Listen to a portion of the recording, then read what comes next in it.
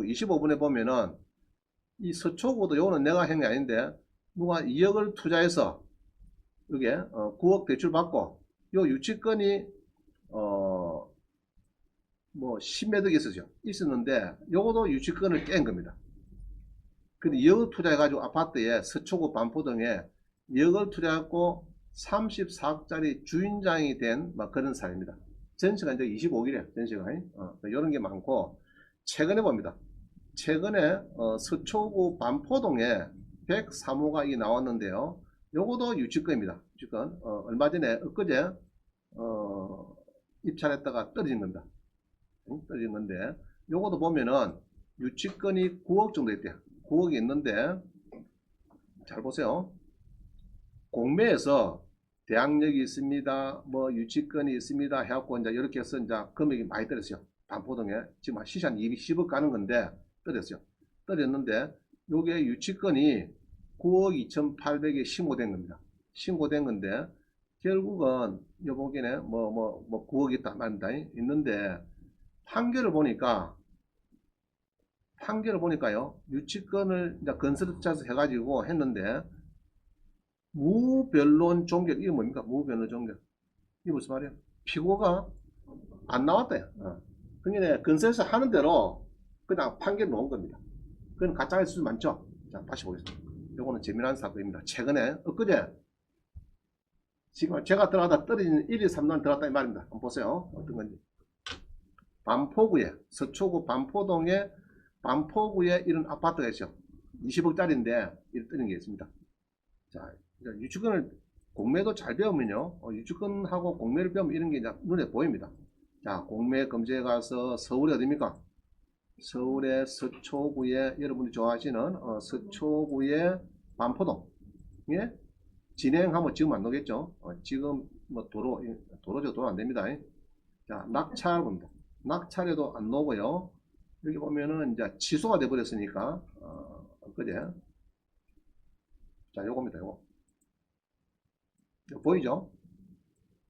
자, 대항력 임차인, 유치권, 별도 등기. 자, 세 가지가 있었어요. 세 가지가 있는데 3월 22일 그거 아닙니까 지금? 그죠? 자, 봅니다. 무슨 사건인지. 서초동에 대지권이 24평, 건물이 한 60평 됩니다. 전용이 좀 커요. 좀 큰데 17억 4천이 3억까지 5억 2,200 떨어졌는데 여기 이제 낙찰됐어요. 3명이 붙었어요. 붙어가 들어왔는데 여기가 아주 유명한 동네 중에 하나입니다. 유명한 동네 중 1층이라는 그 조금 그는 있는데 여기를 쭉 보시면은 유치권이 8억 8천이 있다 이런 겁니다. 근데 이 재산 명세를 보면요. 재산 명세를 보면은 이게 잘 봅시다. 요 보면은 건물이 있는데 전입이 있어요. 전입이 3명이 있는데 요 사람 3명은 자 봅니다. 요 사람 3명은 우리 압류일자 쭉 보니까 처음에 압류일자가 2014년도입니다.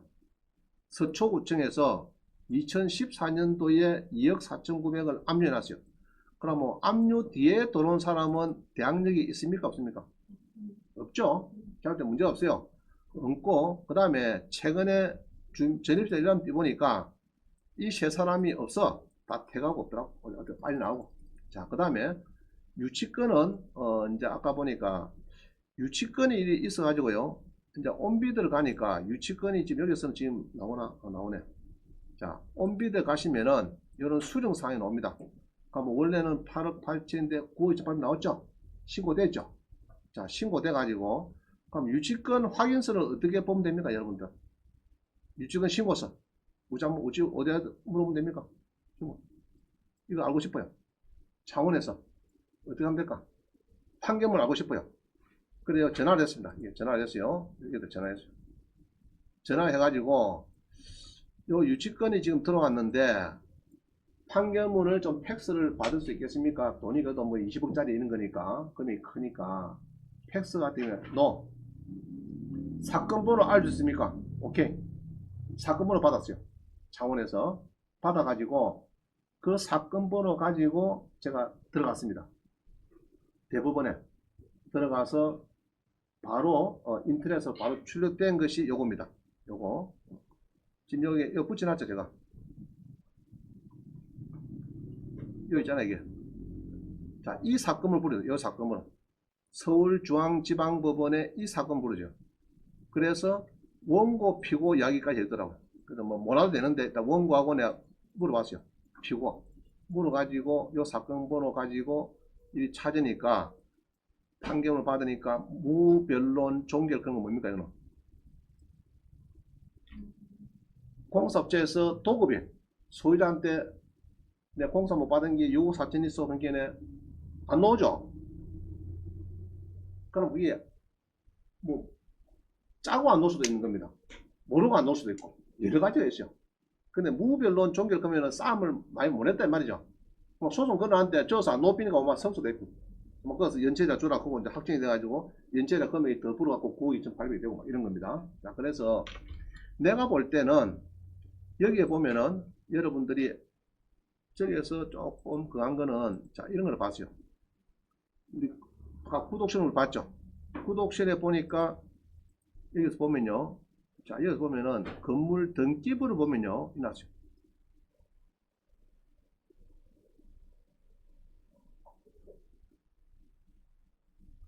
자 이겁니다. 원래는 신평건설에서 아시아신탁으로 소유권이 바뀌었어요. 2008년도에 오래됐죠. 자 그 다음에 압류가 2014년도입니다. 그러면은 점유를 어떻게 했어요? 이렇게 하면 저어서 뭐 해야 됩니까? 공사비를 못 맞아서 3년 전부터 점유했다 하면 당장 깨지는 거죠. 아까 배웠잖아요. 차원의구도 압류 처분 금지 효력 뒤에 점유했다 하면 깨지는 거 아닙니까? 그죠? 자, 그래서 여러 가지 이제 검토를 해서 아마 그런 문제. 그 다음에 이 소유자가 현재 신탁이기 때문에 적극적으로 대응을 안 합니다. 대응을 안 해요. 그래서 원고는 이게 아까 유치권을 주장하는 사람이 원고고 피고는 여기입니다.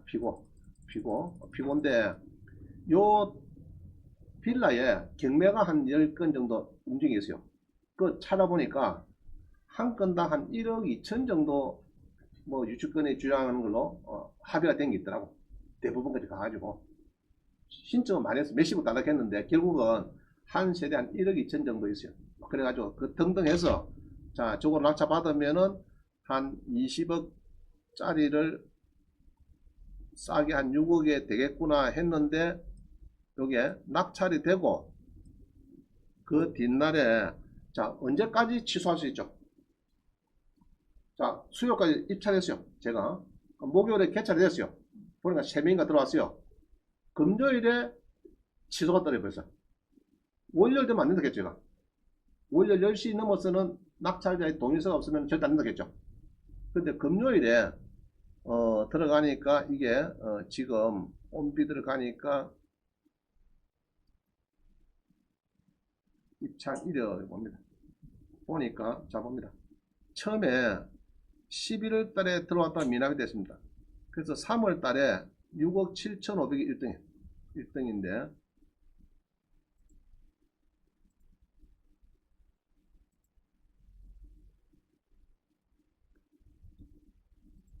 세 명이 들어왔어요.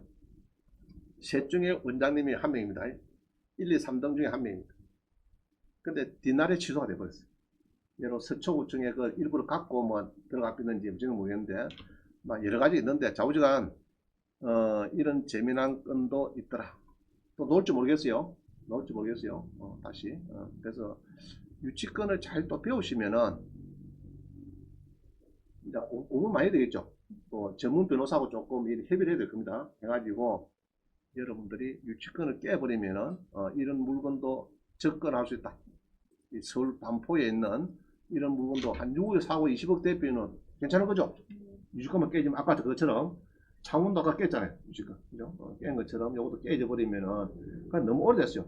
소유자가 2008년도 10달에 간 건데 지금 2021년도 13, 14년 지났습니다. 지금. 지났는데 지금으로서 뭐 공사비가 어쩌니 뭐 받은 게 있다. 이것도 조금 문제가 있는 거예요. 그리고 또 무변론 종류도 있는 거 있고 그 다음에 서초구청의 압류가 지금 7, 8년 전에 됐는데 그때 뒤에 또 전유가 됐다 그러면은 그것도 또 시끄러운 이야기고, 그죠? 여러 가지 이제 가자가 많습니다. 자, 이런 것도 공부를 해보셨다. 그래서 이게 경매가 요 동네에 많이 있었어요. 요거를 잘 보시면 됩니다. 알겠어요? 특히 요런 거. 요런 거 자꾸 저한테 물어보시는데, 요런 거는 요 해당되는 경매권에 특히 요것도 그렇거든요. 요것도 토지 별도 등기가 있다 놨습니다. 토지 별도 등기 조장기에 알아서 잘 찾아봐라 했는데, 저는 요 등기부를 띄봤어요. 바로 옆집 100이요. 이 보니까 아무 문제 없어요. 토지 등기부에 같이 넘어 애미는 게 없고 다 말소가 되더라고. 등기부를 띄보니까. 그래서 옆에 다른 호수 거, 특히 낙찰된 거 위주로 띄보면은 문제가 없어요. 그래서 문제가 없으면은 내 것도 문제 없다, 공매도 문제 없다 보면 됩니다. 알겠죠? 토지 별도 등기는. 토지 별도 등기는요, 동일번지 매화문건 그런 거 있죠? 우리 구독션에서 그거를 누려가지고 여러분들이 같이 보시면 됩니다. 그러면은 뭐 해결하는 데는 막 문제 없을 거예요. 자, 또 다음에 유치권. 자, 우리 수강생이 이 빌라입니다. 빌라인데 고급 빌라인데 한 채 낙찰 받고 한 5억 정도 번 사례가 있어요. 5억 정도. 자, 뭐냐 하면 이런 겁니다. 요 빌라가 있는데 여기 창원에 좀 유명한 더 프라임 하우스라고 87채가 나왔어요. 이 나왔는데 수강생이 여기에 낙찰을 요거 받으려고 했는데 이거 보니까 유치권이 지금 신고된 게 두 가지 세 가지 있어요. 유치권이 얼마나 있나 하면요. 유치권이 자, 일단 가보겠습니다. 창구 팔룡동에 한번 가보죠. 공매에 그죠? 공매에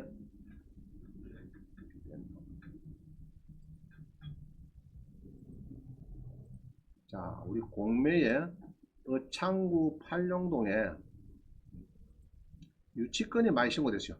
경남 창구 팔룡동에 낙찰, 그죠? 지난번 약국도 여기입니다. 약국도 여기고, 여기도 감정가가 뭐 상당히 크죠. 감정가가 얘로 뭐한 5억 넘습니다. 낙찰은 안 나오고 기타가 해야 되나?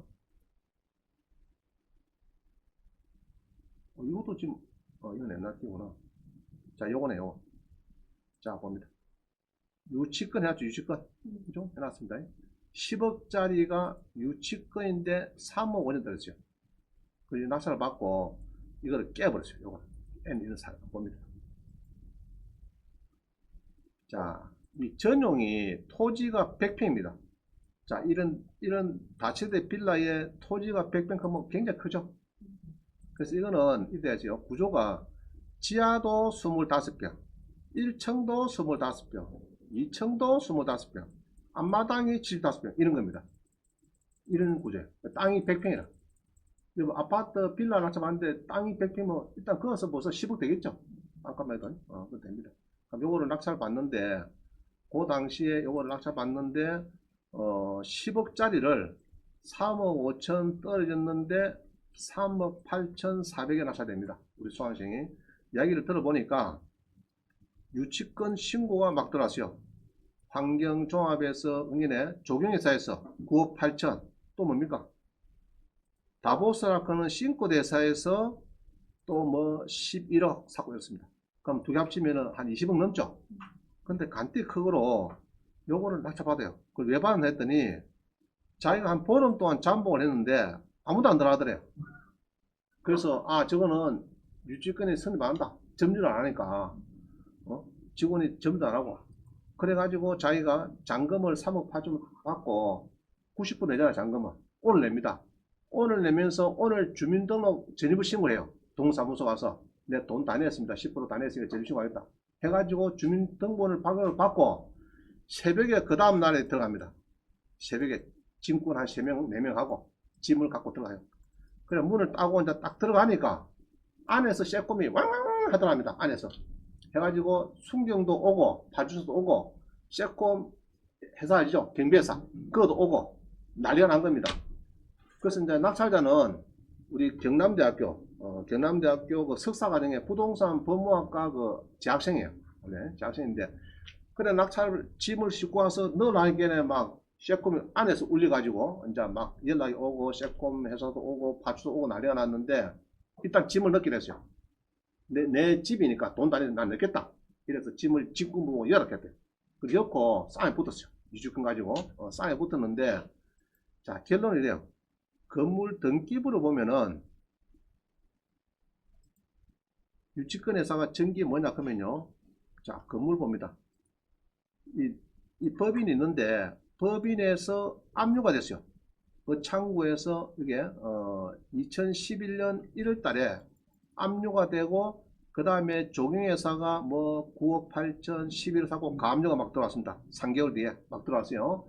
자 그래가지고 이 쌍에 붙었는데 점유가 이제 문제예요. 점유. 유치권이니까 유치권은 뭐가 제일 문제입니까? 우리는 점유를 안 하게 되겠죠. 이렇게 깨야 되는데 저쪽에 변호사가 이 압류가 이게 이제 그 창구에서 압류가 됐는데 압류 뒤에 가압류하기 전에 요때 점유를 했대요.